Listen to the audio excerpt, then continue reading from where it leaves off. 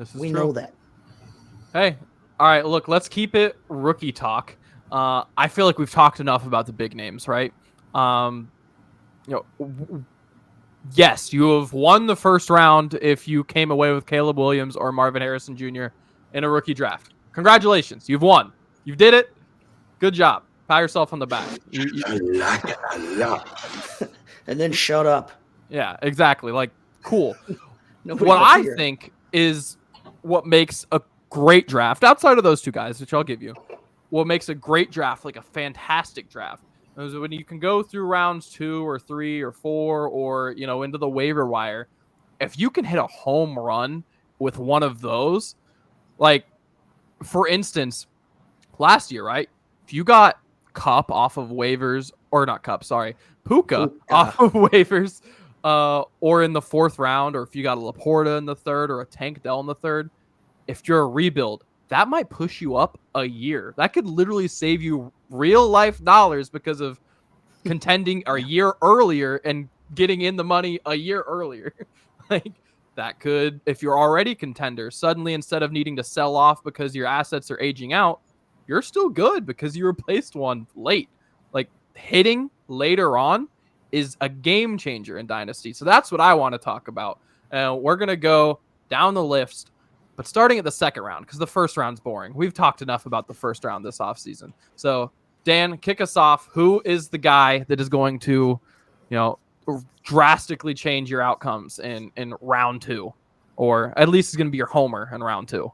Take notes. Yeah, so for me, the big winner, because you're looking at this draft, right? It's loaded with wide receiver. It was loaded with quarterback, especially in the 1st round if you were super flex.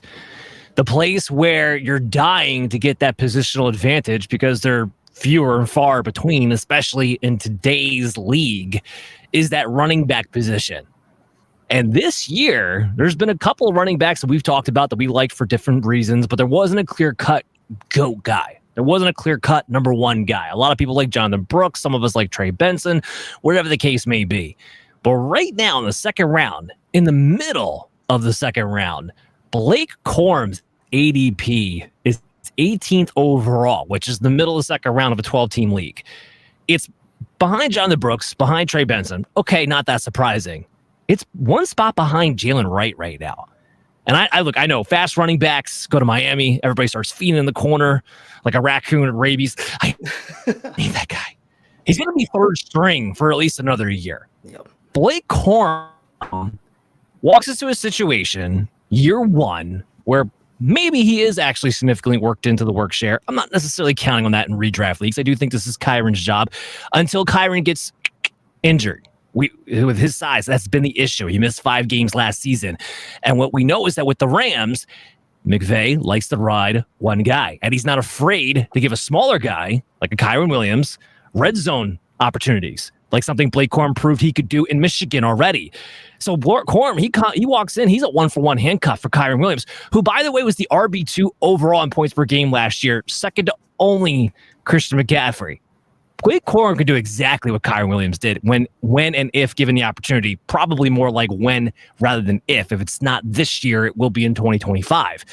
So if you're looking for a running back, because that's the biggest weakness position in most dynasty leagues, because you've been hammering at wide receiver because they last longer, right? There's more of them, so you've been drafting more of them early. You're dying to find that extra running back. Every dynasty league I'm in, everyone's trying to trade for a running back. So get one who could actually be the best of this class, and he's going RB3, RB4 off the board in rookie draft leagues. That is Blake Corum. He's got great vision. He was injured last season or coming off an injury last season with the ACL. So there's a real chance there's a pop that we didn't see on tape last year that maybe he has going into this season. There's just nothing. I don't see a bigger value than Blake Corum in the 2nd round. Just don't. Yeah, I can't hate on it too much. I like it. Look, I was going into the process one of the bigger Corum detractors, I'll say. Not quite a Corum hater, but a Corum detractor. But I mean, you got to be honest. Sean McVay put on, look, he came out, he was boy wonder when he first came into the Rams coaching position. To me, last season was by far the most impressed I've been with him. I mean, that was an insane coaching job. That was not a team that I think any reasonable person expected to be fairly good, and it was like really competitive, especially down the stretch. So first of all, Sean McVay is in his bag right now. And then the number 2 piece of it is if Corum gets the starting job, or at least the lion's share of the work, or even a 60-40, he's an RB1. Like, not of this class, like an RB1. Like, if you're the number 1 Sean McVay, number 1 Sean McVay running back, you're an RB1. Like, especially now with very few workhorses being left, if he gets 65% plus of the attempts or touches for the running back position in that offense, he's an RB1. And I don't think that upside exists with the rest of these guys, more or less. So, got to give it to you. I again wasn't the biggest Corum guy coming in, but that situation is hard to deny that the upside's insane. He has a much easier pathway to being the best running back in this class than the rest of them. Thanks, buddy. I appreciate it. Always good to get the process, man. Stamp of approval. Yep. All right, look, on to the third round. This is the one again. I talked about, Tank Dell and Laporta. Those were third round guys. I would call Tyjae Spears last year in the third a solid double. Not quite a homer, but you got on base for sure. It's good value in the third. So it's one where the third round is when the hit rate. Yeah, the hit rate really starts to drop in the third. There's normally guys you can get steals on in the second, but it really comes down once you get to the third, fourth, and these other guys. So for me this year, the guy that really sticks out to me, and I hate that I'm gonna just keep talking about him this offseason, and it's Germaine Burton. It is. It has to be. And look, I looked at the third round ADPs, like, all right, I don't want to say Germaine Burton again. Like, I've done it the last 3 shows, and then I probably skipped the best ball episode, and then the past 3 shows before that. But look, I have him at 27. It's slightly differing, super late second to mid third, depending on where you're getting your ADP. But for me, of these guys, Ben Sinnott, Marshawn Lloyd, Malachi Corley, Jatavion Sanders, Javon Baker, who's a solid value in and of itself. Like, of those guys, it's Germaine Burton by a long shot. Like, he's going to be a starter pretty clearly in a Joe Burrow offense. Joe Burrow does like to push the ball down the field. I think it's a really good fit for him. I think it's more likely than not that someone else is taking Tyler Boyd's snaps that he lost, that role, whether it's Eric All at tight end or whether it's T. Higgins. Kind of the underneath stuff, I think, is going somewhere else. So he's going to get some valuable deep shots, I think.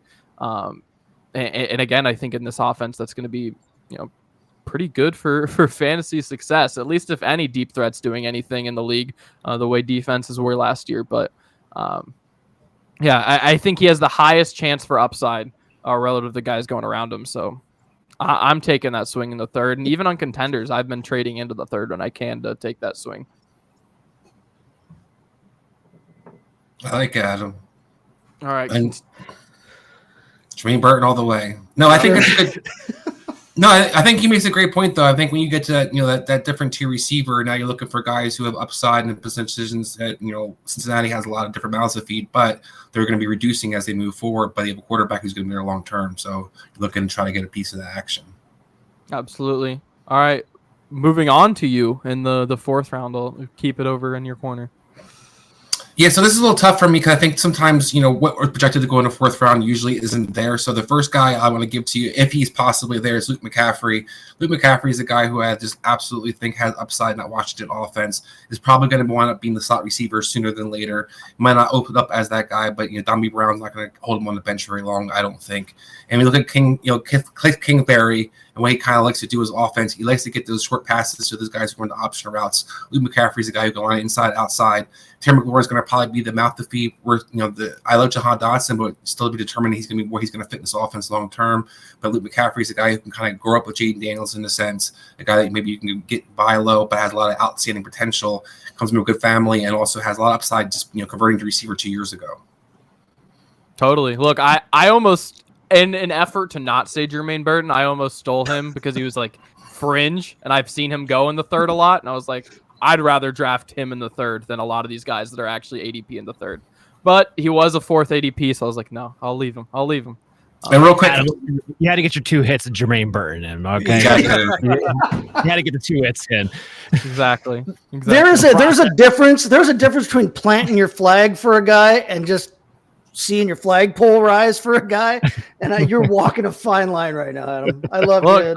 Germaine Burton's a good football player, but I mean, we're talking about a guy I'm home running in the third. yeah. Tune in next Wednesday, folks. Yeah, I'm gonna start moving him up a round per week. How many times can we fit him in? Every episode. The process of Germaine Burton. We got 2 shots. All right, we're working on our shot game, guys. It's coming. It's coming for this show. Nice, very nice. So if Luke McCaffrey's not on the bet, available for you, I think the other guy you want to go with is Ray Davis. This is a guy Dan talked about, during this process of the offseason, going into the draft, after the draft. What do you kind of like about his ability? A guy who could probably play 3 downs, a guy who's a good pass protector, has a nice body. And look, James Cook's been pretty good, but James Cook hasn't shown you he's a workhorse back. And one thing that seems to be determined this offseason is Buffalo's committed to running the ball. Ever since the change in offensive coordinator, this team is running the ball a lot.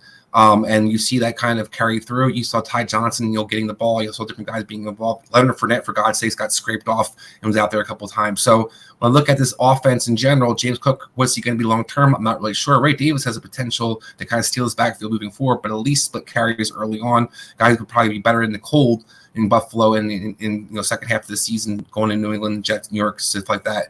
And a guy who I think can also catch the ball. So I like Ray Davis as a guy that, maybe you can find that, as Dan talked about, that running back you want to kind of add to your roster to kind of swing for the fences. It might end up being one of the better running backs out of this draft.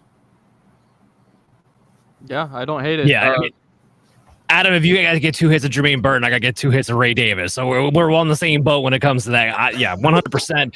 James Cook, not a goal line back. They brought Leonard Fournette basically out of retirement just to run inside the 5-yard line towards the end of the season last year. They don't want to give him that role. Ray Davis, similar to Blake Corum, smaller back, does do well in short yardage situations. So yeah, Chris, 100% with you. That's the guy who is going more in the 3rd round that I like a lot too. So I just wanted to piggyback on that. Plus, I like to build my fantasy rosters out of high character guys. Ray Davis, a high character guy, because when you get more Ray Davises on your roster, you have fewer Rashee Rices, and you don't have to worry about headlines. Is that a problem in your fantasy locker room? It's a problem on a couple of my fantasy locker rooms. I love that when people talk about knock it off, Rashee. Right. I know you're kidding around. But I've heard people talk about how they won't draft the Michael Vick back in the day, for instance, because of what he did off the field. I'm like, what in God's name does that have to do with anything to do with your fantasy roster? You don't have an actual physical locker room. You do understand this, right? Right. I'm not mad at Jack Black because freaking Bowser kidnapped Peaches in the Mario movie. You got to separate shit. That's how we know you have kids. Hey, I probably would have gone to that one with or without them. But I have seen it twice in the theater. It's got a rising flagpole for Peaches. All right, Chase, we're gonna keep it in your corner with after the draft. You're blowing your fab load. Who is it on? With your hand. Wait a minute. Half Debbie blowing your load. Oh, your Debbie. Family show. It was. I fit fab between those 2 words. I am the one who brought up the flagpole, so let's post draft waiver wire guys. So when I'm looking at this, I'm looking at guys whose ADPs are typically falling outside the top 50. If you got a 12 team league, most of the dynasty teams that I own, we do four round drafts. 12-team league, 4 rounds, 48 guys. So guys outside the top 50, right at that, and pass is what I'm looking at here. And we kind of talked about it. At this point, these guys are all dart throws, crap shoots, taxi squad stashes. If you've got a taxi squad in your league, which is a nice feature to have. Nice little ace in the hole there you can have to continue our metaphors there. But listen, one of the things I like to do is I like to look for, when I'm looking at these guys, who is bringing something to the team that drafted them or picked them up, who's bringing something different to that team that they didn't already have on the roster, or who landed in a great situation where, there's you can see the path, the trail is clear for how they get on the field. So, first off, to look at guys that landed in decent situations in terms of, not necessarily giving you points right now, but down the road, dart throws that are going late. Jordan Travis, the quarterback for the Jets, and Michael Pratt, the quarterback that got drafted by Green Bay, are two guys that I like. Between the two, I'm big on Travis because I think, listen, Aaron Rodgers is not Tom Brady. He's proven that in several ways. I don't think he's going to play for the next 10 years. And, Jordan Travis gets to sit there, gets to learn behind him. He's surrounded by a ton of talent if and when he gets his shot. They've done a good job of adding guys to that team, offensive weapons to that team. I think that they are trying to build that team, to be long-term successful. They need some guys to hit on the offensive line. But the other thing I like about Jordan Travis is that he's got some of that mobility. And we know that in fantasy, mobility can be a big, big deal for a quarterback to store you some points. So if you're going to take a shot that late, if you're going to, if you're going to be trying to prioritize a guy after the draft is over, especially, in a super flex format or a 2-quarterback format where you've got quarterbacks are gold, Jordan Travis is a guy you can take a shot on. Michael Pratt probably isn't going to score you any points as long as he's wearing a Green Bay jersey, but he landed in a spot where they like to develop quarterbacks. He's got, a good system there to learn, a good place for him to land there. You're hoping for the Jimmy G trajectory with Michael Pratt, though, because they do have their young quarterback of the future and of now in Jordan Love. But Michael Pratt, again, another guy that, especially if you've got a taxi squad, I'm looking at him. Running back wise, Rasheen Ali, Baltimore Ravens there. Listen, it's a Ravens running back. King Henry is not going to last forever. And Ravens running backs, while they're not always necessarily fantasy gold, they are always fantasy relevant. And there is a very real situation where Rasheen Ali in a year or two is the first and second down back in Baltimore. He's a nice pass catcher, so he doesn't have to come off the field on third down, depending on what happens with Keaton Mitchell's recovery from his ACL injury. He's been comped to Jerome Ford, and Jerome Ford was very nice on the field for the Browns last year in fantasy when Nick Chubb went down. If you got Jerome Ford type, production from Rasheen Ali in a year or two, that'd be a absolute home run as a post-draft pickup. Otherwise, at running back, the cupboard's kind of bare. Everybody's getting drafted that means anything unless you believe in Frank Gore's genetics, and then you'll have him till 2040. But otherwise, a couple of names real quick to throw out. A couple of 6'6" guys, towers of power. They're Johnny Wilson in Philadelphia. You can't teach 6'6". You can't train for 6'6". I've been trying for 28 years. I'm still 13 inches short. But there is an opening for a wide receiver 3 there. There is an opening for a number 3 target if and when Dallas Goedert misses time. He hasn't played a full 16-game schedule since his freshman rookie year. But listen, even Julio Jones, who is, I think, 987 years old, had 2 scores on 4 red zone targets last year. There is possibility there for something to happen for Johnny Wilson. And then Jared Wiley, tight end. It could happen. Jared Wiley in Kansas City there. He is the latest heir apparent to Taylor Swift's boyfriend. But like I said, 6'6", he runs well. He's going to have Patrick Mahomes for his quarterback, ostensibly for his entire career, you would think. So, again, you're taking a shot in the dark at this point, in your roster build anyway. Jared Wiley, a guy that if you've got room, if you've got a taxi squad spot, I would jump on that. Totally. Hey, I really like those first 3 in the sense that there are a few truths in fantasy football that seem to be true, and it's that Tyrod Taylor's backup's going to play. A former Packers third stringer is going to play somewhere, at some point. Quarterback, yeah. Right. And the Ravens third string running back is going to play. So right. And Justice Hill is still there, and Justice Hill has been that third Ravens running back, it seems like, since 1999 or so. But he's number 2. He has less value. Right, yeah. Now, yeah, he's moved up because Gus and J.K. Dobbins caught the plane across the way there. But Harbaugh West. Yeah, right. But yeah, there is a path. Like I said, there's a path to Rasheen Ali being at least the first and second down back, if not more, in the near future. And if you could get that for free, essentially, yeah, you would take that every day. All right, so we have officially exited Draftland with that piece of Fab-related info.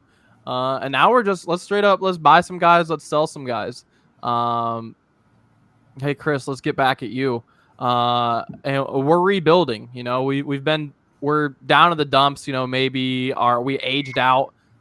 Maybe we just our startup stunk. Maybe we did go with a rookie in the first round of our startup and he stunk. And it didn't work out. We're rebuilding. What are the moves that you would be making in that situation? Yeah, so for me, there's a couple of things I'll give you. Some buys I've been looking at right there is I'm looking for something to kind of, for the 3-year window. Guys I'm looking for that haven't quite hit their upside, but have the upside are still young. So I'm looking at Atlanta offense and Drake London. Drake London has a lot of potential. And one of the things I like to point out, everybody can bash what they want with Michael Penix in the pick. That means Drake London's going to have a quarterback for probably at least 5 to 6 years. That's going to be talented and easily transition with and have a chemistry with. A guy who's going to be able to get paid in Atlanta because of the setup that they have in Atlanta, where in 2 years when he's due for his big contract and could be $40 million by then for these receivers, he's going to be able to get paid because now they're on a rookie contract paying Michael Penix. But not just Drake London, because I think his potential that he has, that we haven't kind of seen untapped in a sense with being free of Arthur Smith, as Chase pointed out. I also think Zach Robinson brings a lot of different things that we've seen kind of that project across the board for offenses. We've seen Nico Collins, for example, in Houston have a breakout. We've seen guys, for those Minnesota offenses and those Rams offense like Puka, Justin Jefferson, Cooper Kupp be one of the guys who can just basically win you fantasy leagues by themselves. So you look to just buy into that kind of offense and a guy who can kind of be featured in those type of roles. That's a guy I love. And real quick, his teammates aren't bad buys to me either, where maybe people aren't as high on Bijan because he got maybe 1,000 yards. But if you're going to go get a running back, you're going to spend some draft capital on something, are you going to take a wild card shot? Dan talked about some guys great stick around. I love Blake Corum, but if I can get Bijan for a future pick or something I can kind of get my hands on now, I want to buy him up because I think he's going to be a guy that you can have for your next 4 to 6 years. Could be your BJ, your McCaffrey or Eckler back in the day. And then Kyle Pitts, I feel like a masochist right here. I keep beating on people from Atlanta and Kyle Pitts, but we've seen these tight ends in these offenses once again. We've seen T.J. Hawkinson break out. Yeah, it is terrible. But we see T.J. Hawkinson have, a renaissance with his career in a sense from getting out of Detroit and in the Minnesota offense and becoming a feature target. You see different tight ends be able to utilize. And I trust Zach Robinson to actually have a clue what to do with Kyle Pitts versus Arthur Smith, who just seemed to hate the man. So I think we put all those things together. A nice buy low guy who's still very, very young as a tight end prospect. And maybe people are just sick and tired of having Kyle Pitts. Maybe you throw a couple picks at them or a couple players at them. Try to get your hands on a future tight end who could be a game changer moving forward as Kelsey gets older, as different tight ends get older. Speaking of my sell, we talked about some different sells, before the show, but I'm going to kind of go off the board a little bit with my sell, and I'm going to go stick to the tight end position. Dan kind of talking about, rarity in different positions and running back importance. We always like to get our hands on tight ends, but we saw a lot of guys have breakout years last year in a sense. A lot of guys who were really highly valued had nowhere to kind of go down. And Njoku and Evan Ingram, guys who, are they going to be as consistent? Are they going to be these Hawkinsons next, 3 or 4 years? Or are these guys like a Hawkinson who gets hurt and it could be, somebody who's now you're trying to figure out what you're going to do long-term in your dynasty roster. So I'm looking at those older tight ends. Adam, you turned me on to running backs, looking at the 27, 28-year-old. They have those drops and they're kind of in your production out of nowhere. Looking at the tight ends who over 27, 28, who had kind of a good year or two, and maybe you're not really consistently, thrilled with them, or you're looking at some of the weapons they're getting, around them now, and they're not going to be featured like they were, like a Dalton Schultz maybe in Texans because they have the Stephon Diggs. Or you have, like I said, in Minnesota, it was kind of evolving the situation with you have Addison, you have Justin Jefferson. Where will T.J. Hawkinson come back to? Such as the quarterback position. So I think that's where you're going to look at some of these older tight ends. I'm going to try to get what I can get for those. If I have some on my roster, I'm in a rebuild situation. I want to get my hands on as much draft capital or younger players as possible. Totally. Totally. I like it. So those moves worked out. That's great. Now you're coming out of your rebuild. Chase, let's kick it up to you. We're exiting our rebuild. We're ready to start winning. What do you got for us? Yeah, well, so if you feel like you're coming out of a rebuild, but you're not quite there yet, you're kind of a contender, not quite yet, but you've been spending all this, draft capital lately in that. You're looking to hit some home runs right now, but you're not ready to go all in on the win now, guys. You're not ready to trade for that 29-year-old running back that to push you over the top. I've got a couple guys that I'm looking at in terms of guys that I think are in situations where you can get them for cheaper because maybe you don't want to blow all of your capital that you still have. You don't want to blow all of that right now, trying to push you over the top if you're not right there yet. Bryce Young, quarterback out of Carolina there right now, is a guy that I think can be had for a little bit cheaper. People are, the guy that drafted him or girl that drafted him, whoever the hell drafted him last year, might be a little down on him after the year that he had last season. He struggled. The whole team struggled. He struggled because the whole team struggled. They didn't give him a whole hell of a lot there.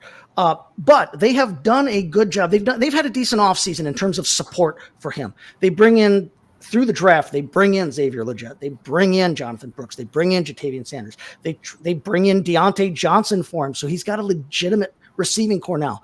Adam Thielen is still there, a guy that we know he's comfortable with. They still have, Jonathan Mingo is still there. There's two of them now. Right, yeah, right.